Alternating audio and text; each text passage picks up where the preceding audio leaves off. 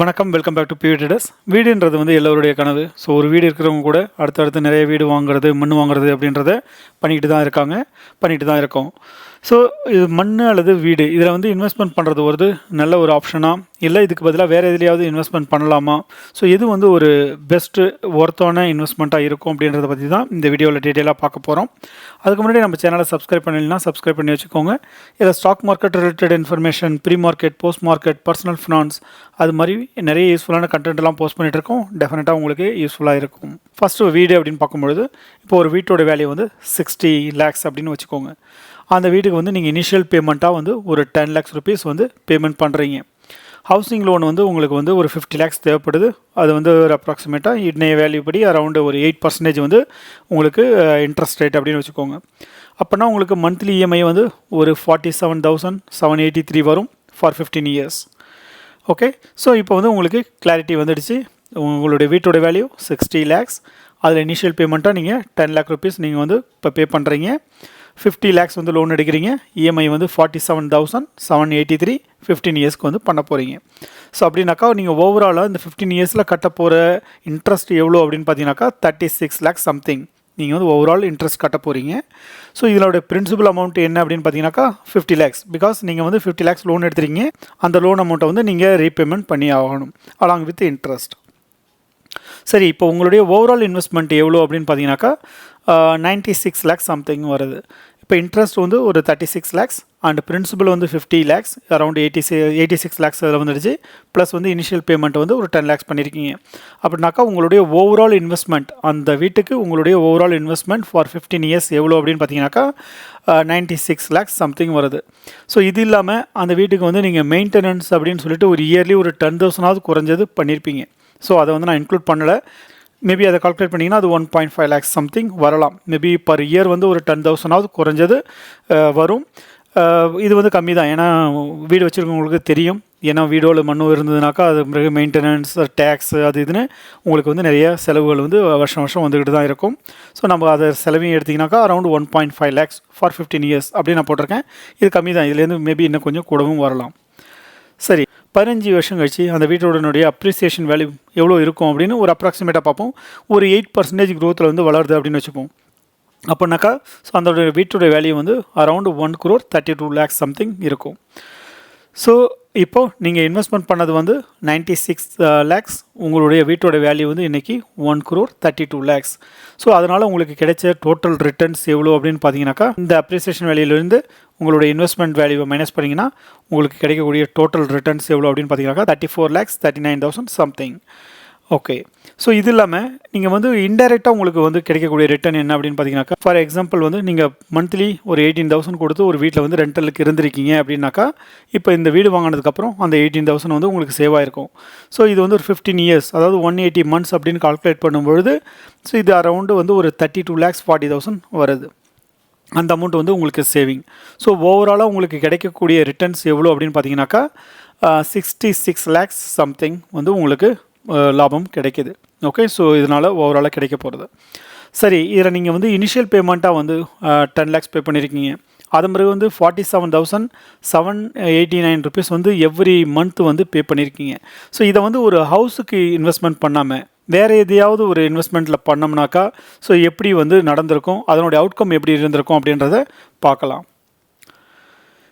சரி, one time இன்வெஸ்ட்மெண்ட்டாக உங்கள் கையில் வந்து ஒரு 10 lakh rupees இருக்குது. மந்த்லி இன்வெஸ்ட்மெண்ட்டாக ஒரு 47,780 rupees இருக்குது. அதன் பிறகு வந்து duration வந்து 15 years, சேம் duration வந்து நம்ம கால்குலேட் பண்ணுவோம். growth rate வந்து ஃபஸ்ட்டு வந்து 8% அப்படின்னு வச்சுக்கோங்க. growth rate 8% அப்படின்னும்பொழுது இப்போ வந்து நீங்கள் சீனியர் சிட்டிசன் அப்படின்னு சொன்னாக்கா நிறைய பேங்க்ஸில் கூட உங்களுக்கு வந்து எஃப்டியில் கூட தராங்க. அதே மாதிரி ஆர்டிலையும் கூட அரௌண்டு உங்களால் 8% வரைக்கும் இன்வெஸ்ட்மெண்ட் பண்ண முடியும். சரி, இப்போ நீங்கள் ஒன் டைம் இன்வெஸ்ட்மெண்ட் அதாவது 10 lakhs பண்ணும்பொழுது அதனுடைய ரிட்டர்ன் ஆன் இன்வெஸ்ட்மெண்ட் எவ்வளோவா இருக்கும்னு பார்த்தீங்கன்னாக்கா 31,72,169. அடுத்தது மந்த்லி சிப் போனீங்கன்னாக்கா அது வந்து 1,62 lakhs சம்திங் வந்து உங்களுக்கு வந்து அவுட்கம் கொடுக்கும். ஸோ ஓவராலாக உங்களுக்கு கிடைக்க போகிற ரிட்டர்ன் எவ்வளோ அப்படின்னு பார்த்தீங்கன்னாக்கா 1,94 lakhs சம்திங் வந்து உங்களுக்கு வந்து ரிட்டர்ன் கிடைக்கும். இதில் என்ன ஒரு விஷயம் அப்படின்னு பார்த்தீங்கன்னாக்கா ஸோ இங்கே வந்து க்ரோத் ரேட் 8% தான். நீங்கள் நம்ம இதுக்கு முன்னாடி பார்த்தது வந்து ஹவுசிங்லேயும் பார்த்தீங்கன்னாக்கா 8% க்ரோத் இருந்துச்சு. இங்கேயும் 8% க்ரோத் இருந்துச்சு. ஒரு டிஃப்ரென்ஸ் என்ன, கீ டிஃப்ரென்ஸ் என்ன அப்படின்னு பார்த்தீங்கன்னாக்கா, அங்கே வந்து நீங்கள் வீடு வாங்கினதுனால ரெண்டல் வந்து உங்களுக்கு காஸ்ட் வந்து சேவ் ஆச்சு. ஏன்னா நீங்கள் உங்களுக்கு வீடு இருக்குது, நீங்கள் ரெண்டல் வந்து பே பண்ணுற விஷயம் இல்லை.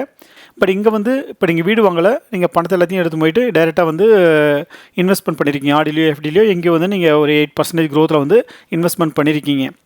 இந்த இன்வெஸ்ட்மெண்ட்டில் பார்த்தீங்கன்னாக்கா அந்த ரெண்டலுக்கு வந்து நீங்கள் இன்னும் பே பண்ணிட்டு வருவீங்க. அப்படி பார்க்கும்பொழுது அந்த 15 இயர்ஸ்க்கு வந்து அந்த 32,40,000 சம்திங் வந்து நீங்கள் வந்து ரெண்டலுக்கு பே பண்ணியிருப்பீங்க. அந்த ரேட்டை வந்து நீங்கள் அந்த ரெண்டலுடைய காசை வந்து இதில் மைனஸ் பண்ணிங்கனாக்கா இதுவும் அரௌண்டு 1,62,00,000 சம்திங் வந்து உங்களுக்கு ஓவரால் ரிட்டர்னாக இருக்கும். ஸோ அதுக்கு அடுத்தது வந்து இப்போ இன்வெஸ்ட்மெண்ட்டை பொறுத்த வரைக்கும் நிறைய மெத்தட் இருக்குது. ஸோ நீங்கள் வந்து ஆர்டி தான் பண்ணணும், எஃப்டி தான் பண்ணணும்னு இல்லை. மியூச்சுவல் ஃபண்ட்ஸ் இருக்குது, ஸ்டாக் மார்க்கெட்டில் இருக்குது, அது மாதிரி கோல்டில் இருக்குது. நீங்கள் வந்து வேறு மெத்தட் கூட யூஸ் பண்ணலாம்.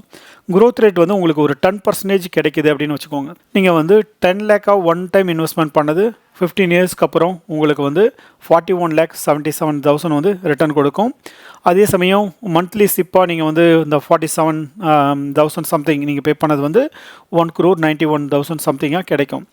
ஓவராலாக ரிட்டர்ன் என்ன அப்படின்னு பார்த்தீங்கன்னாக்கா 2,33,00,000 சம்திங் உங்களுக்கு வந்து ரிட்டர்ன் கொடுக்கும். ஸோ இதுவே வந்து நீங்கள் 12% க்ரோத் ரேட் அப்படின்னு போனீங்கன்னாக்கா உங்களுக்கு ஒன் டைம் இன்வெஸ்ட்மெண்ட் வந்து 54,73,000 சம்திங் கிடைக்கும்.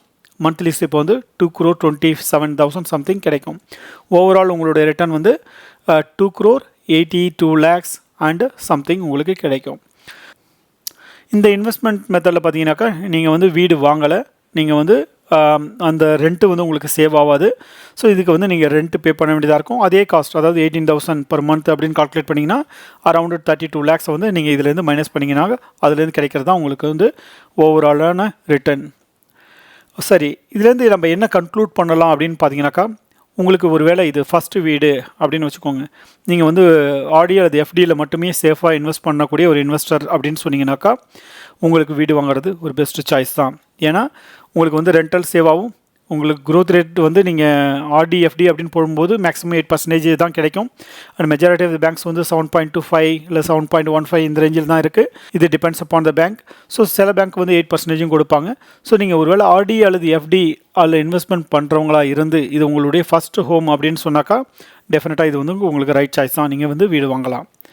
இல்லை உங்களுக்கு வந்து நீங்கள் ஆர்டி அண்டு எஃப்டி இன்வெஸ்டர் இருந்து அதே சமயம் உங்களுக்கு வந்து வீடு இருக்குது, இது வந்து ரெண்டாவதாக ஒரு வீடு வாங்கணும் அப்படின்னு ஒரு ஐடியா இருந்துச்சுன்னா நீங்கள் வாங்கக்கூடிய ஏரியாவை பொறுத்து இருக்குது. பட் அது வந்து ஒரு 8% மேலே க்ரோத் கொடுக்கும் அப்படின்னு சொன்னாக்கா மேபி நீங்கள் வந்து அந்த மண்ணோ அல்லது வீடோ வாங்கலாம். பட் இல்லைனாக்கா அது வந்து ஒரு பெஸ்ட்டு சாய்ஸாக இருக்காது. அதனால தான் இது வந்து மேபி அப்படின்னு சொல்கிறேன். நீங்கள் வந்து அதை வந்து நீங்கள் ஆர்டி அண்ட் எஃப்டின்னு சொல்லும்போது உங்களுக்கு ரிட்டர்னும் கம்மியாக இருக்குது.